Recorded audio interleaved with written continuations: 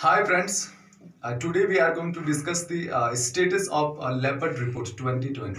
In the last class yesterday we discussed the status of the tiger report.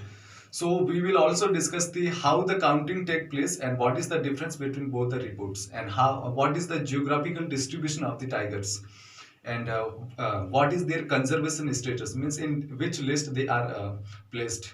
So let's discuss.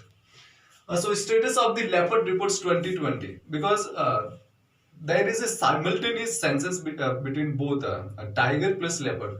So it is reported in the same year 2018 when the tiger report was published. Both are the census take place simultaneously. Means there is no separate census. So, if we see there is a 60% increase in the last 4 years, it is a quite large, because in 2014, when first time at leopard census take place, first time carried out census in 2014, then 7,910 leopards were present in India. But in the 4 years till 2018, the latest report sees that the population had increased by 60%. That is 12,852 leopards are present in India. Because there is no separate census, because it is quadrilateral, because this 4 yearly, in every 4 years, once the census take place. Next is, if we see the geographical distribution of the leopards, Madhya Pradesh, MP is the top. MP is top as well as in the tiger population as well as in the leopard population. So it is also called a tiger state. So Madhya Pradesh, because it is in the middle of the state, there is a large forest cover which habitate the tigers as well as leopards. Next is Karnataka. This is Karnataka and this is Madhya Pradesh. Karnataka is second in this list and Maharashtra is in third with 1690 and Karnataka with 1700. So these three states house the largest leopard population. Next, if we see the conservation state, means what is the status in the conservation list? That is the IUCN. This is a IUCN, International Union for Conservation of the Nature. It started a IUCN red list in 1964. So according to this list, leopard is placed in a vulnerable list, vulnerable just second to the endangered. So it is because earlier it was a threatened, near threatened species, but because it is losing its habitats as well as human leopard conflict, due to this it has been placed in the vulnerable list. If we talk about the CITES, CITES means convention on international trade in endangered species. It was started in 1973. So according to this, it is in appendix first. So what is the meaning of this? If any particular species placed in the appendix first, so its commercial trade is regulated by these institutions.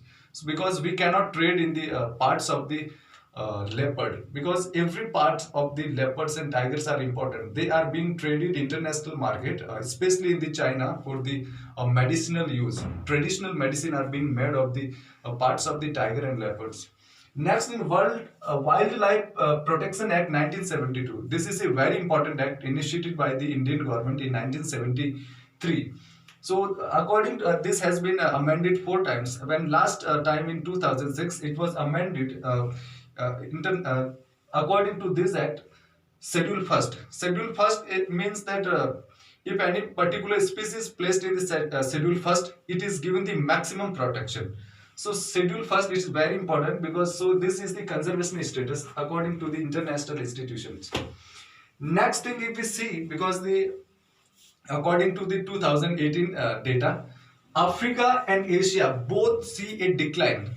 So there was a reduction and the decline in the population of the leopard, but except India, only it was the only India which have seen the rise in the population. So in the Africa as well as in Asia there was a decline, but in Asia it was a rise in the population of the leopards. Next thing is major concerns. So what are the major concerns which is affecting the population of the leopards? First thing is poaching. Poaching means poachers and especially the hunters, they hunt the tiger as well as the leopards. So poaching is a big threat presently. And fragmentation of the forest.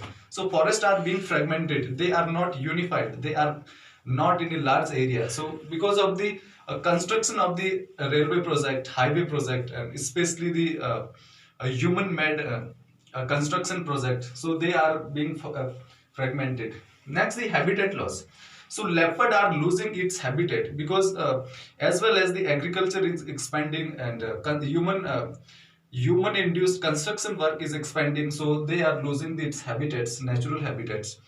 Next, a human leopard conflict. It is a very big issue in presently, because we have seen in the news, especially newspaper, that there are leopards enter in the cities, and leopard also enter into the urban areas, and especially in the houses also. So there is a conflict between human and leopard. Next one, dispute methodology. There is a big dispute among the scientist communities, because scientists are saying that the population which is taking place is not exact. The data are not exact. Big problem is that because a tiger is an elusive animal, he lives in the forest, but leopard lives on the edges of the forest. Especially it share both with tiger as well as on human. So leopard live in forest as well on the edges of the forest, and as well as in the suburb, especially in the near the houses. So there is a dispute in the science community, because they are saying that data is not exact, because tiger leopard is not living in the forest, and he is also living in the human, so the counting is not exact. It is said. So leopards share habitat both with tiger as well as humans, to live edges of the forest and human suburb. That's why they are saying that exact number is not exact. Second is, one is the step. So what step government can take to protect the leopards. Also we have seen that 60% rise in the leopard population, but we should also do our best to protect the animals, because uh, for example, Indian government has launched the Tiger Project in 1973. In the same fashion, we should also start a similar project to safeguard and to protect the leopard also. So